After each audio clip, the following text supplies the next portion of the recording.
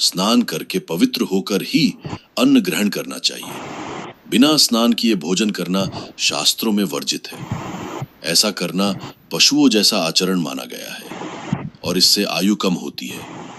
साफ सफाई के बाद ही मनुष्य को अन्न ग्रहण करना चाहिए।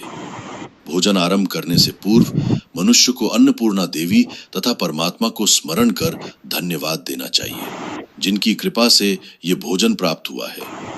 साथ ही प्रार्थना करें कि संसार के अन्य सभी प्राणियों को भी आहार प्राप्त हो। इस प्रकार मन ही मन ईश्वर को प्रणाम करके आदर पूर्वक भोजन करने से अन्न पवित्र रहता है और वो शरीर को पूर्ण पोषण देता है। भोजन करते समय बैठने का स्थान भी शुद्ध और उचित होना चाहिए। जमीन पर चटाई बिछाकर पालथी मारकर बैठकर भोजन करना श्रेष्ठ माना गया है। बिस्तर पर बैठकर भोजन करना अशुभ तथा स्वास्थ्य के लिए हानिकारक होता है। शैया पर अन्न ग्रहण करने से अपवित्रता बढ़ती है और शरीर विभिन्न रोगों का घर बन जाता है। हे चित्रगुप्त, 3 प्रकार का भोजन मनुष्य को कभी नहीं करना चाहिए। पहला, वह भोजन जिसके ऊपर से कोई व्यक्ति पैर रखकर चला गया हो या जिसे किसी ने लांग दिया हो। ऐसा अन्न अपवित्र हो जाता है और उसे खाने से उम्र घटती है, वह तरह तरह के रोग लगते हैं। उस भोजन को पशुओं को डाल देना चाहिए। दूसरा, वह भोजन जिसमें बाल, कीड़े या कोई अन्य अशुद्ध वस्तु गिर गई हो।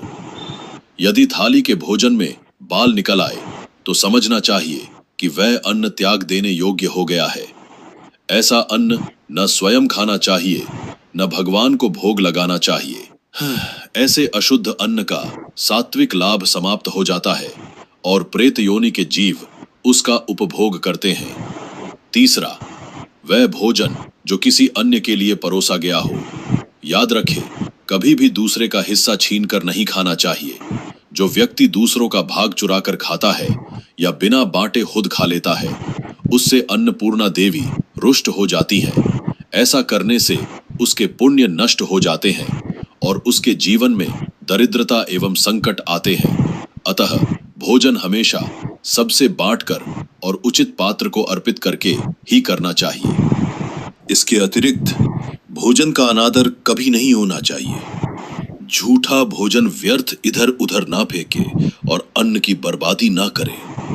अन्न देवता की कृपा से ही जीवन चलता है, इसलिए अन्न को आदर पूर्वक ग्रहण करें। जो मनुष्य इन नियमों का पालन करेगा वह स्वस्थ, निरोगी और दीर्घायु होगा।